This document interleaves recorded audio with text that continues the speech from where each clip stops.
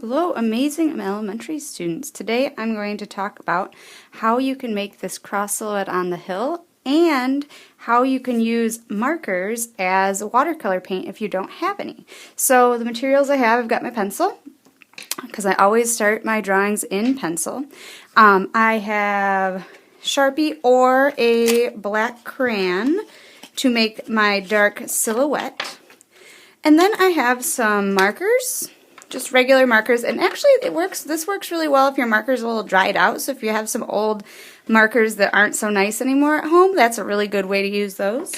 And I have a paintbrush or a Q-tip. So if you don't have a paintbrush, a Q-tip works really well. So I've got my stuff, and let's begin. I am going to just draw my hillside. And remember, yours doesn't have to look just like mine. You could draw a couple of hillsides. You could draw a hill in the background.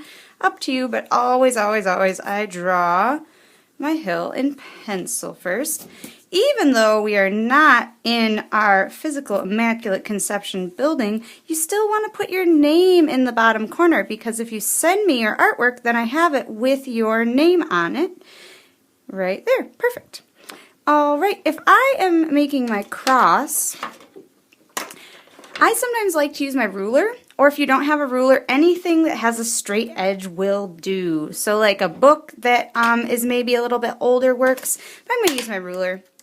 If you don't want to use a ruler, or you don't have one, that's okay too. But when I'm making straight lines, sometimes I just really like to have my ruler. If I don't use my ruler, it won't look quite as straight, but that's okay too.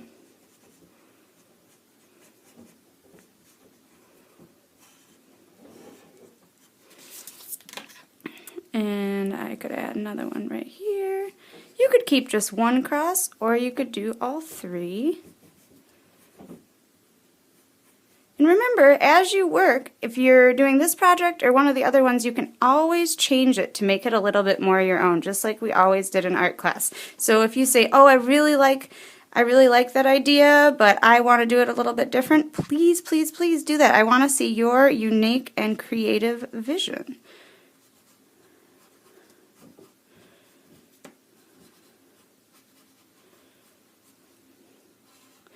Now that I have my crosses in my hillside, I can either use a Sharpie or I can use a black crayon for my background. I'm going to use a black crayon because when I do my marker painting, my black crayon is going to resist the water. And we've all done a project where we did a watercolor resist before. Kindergarten, you did lines in oil pastel, and then we painted over them earlier in the year, at the very beginning of the year. First and second graders, you did a rainy day resist where we made rain and raindrops with white or silver oil pastel, and then we painted over them. Third grade, you've done that in a number of ways over the last couple of years, and so have fourth and fifth. Remember, anybody can do any of these projects. Even if you are a mom or a dad, if you want to do the projects too, super duper fun. So I'm going to color in my hillside. I want my hillside and my crosses to be black because it's going to be silhouetted against the sky. So it is only a shadow, no details.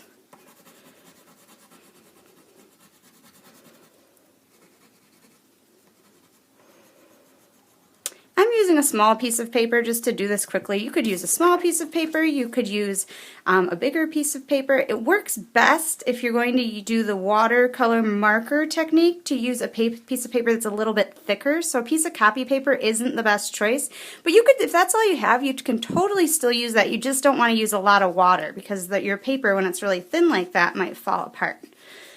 So I'm coloring all that in.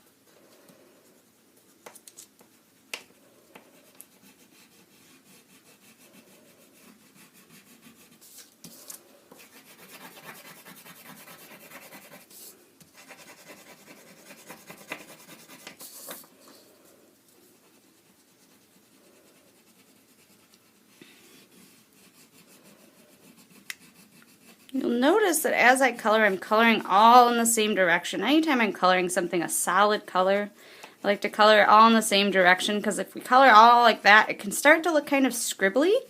And I feel like when we color in all directions, we don't take our time as much to fill in all of those white spaces. So I'm taking my time.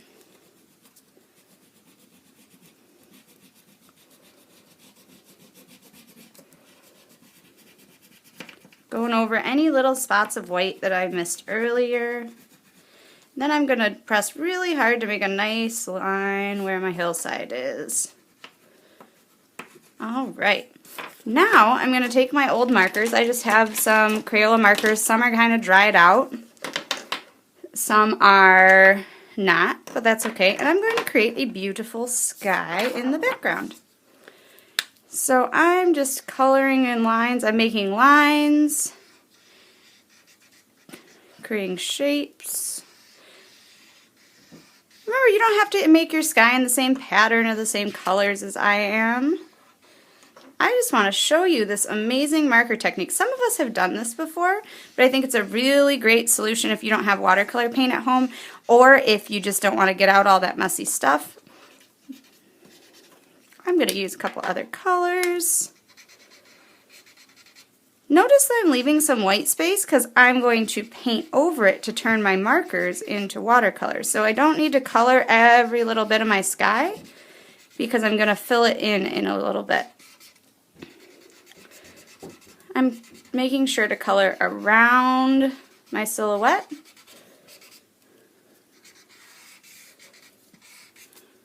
I'm going to switch colors. Oh, maybe a little bit more down here.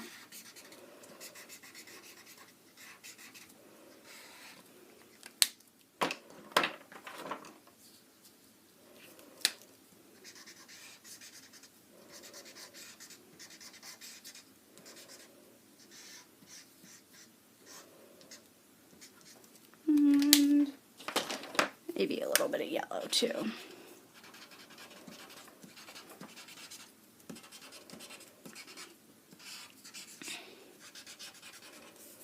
Alright, now I'm going to turn my markers into watercolor. And so I can use a paintbrush if I have a paintbrush. A nice big paintbrush works really well. Or if you don't have a paintbrush, Q-tips work really well. I have a little cup of water. And I'm going to first show you what it looks like when I use my Q-tip. I dip my Q-tip in the water, and then I'm going to color over my markers, and they're going to blend together. I don't want to scrub my paper really hard, because if I scrub my paper really hard, especially if you're using thin paper, you might end up with a little hole, and we don't want that. So I'm just making sure my Q-tip's really wet, just like my paintbrush would be wet to tickle my watercolor paint. Your Q-tip is tickling your marker to create a watercolor effect. So I'm using my Q-tip. If I want, I can switch to my paintbrush, but because my Q-tip's so little, I sometimes feel like I have a little bit more control around my silhouette if I use this little Q-tip. So I'm going to do all the spots that are right around my crosses and my hillside. Notice, even if I color over my cross with my Q-tip, if I colored in really dark with my black crayon, it's going to resist, so I don't have to really worry about painting over it. I'm going to switch to my big paintbrush, and as I use my big paintbrush, notice how it all smears together. And I'm not scrubbing my paper, I'm using water just like I would with my watercolor paint. So if you start hearing it be really scratchy, you need a little bit more water. Remember, if you're using thin paper, you don't want to overwater because you don't want to tear a hole in your paper. I'm using just like the regular our drawing or painting paper that we use at school. I'm not using super fancy watercolor paper. If you're looking for a thicker piece of paper in your house, if you have a sketchbook, or maybe ask an older sibling if they have a sketchbook, the paper in sketchbooks is usually a little bit thicker than our regular copy paper for a printer. Because our copy paper, printer copy paper, is like what we use for free draw and practice in the art room. And if you can use a little bit fancier paper, I recommend it. Notice it's over here, because I'm using a lot of water over here, it's starting to pool together just like our watercolor paint does. So I'm kind of just pulling that along.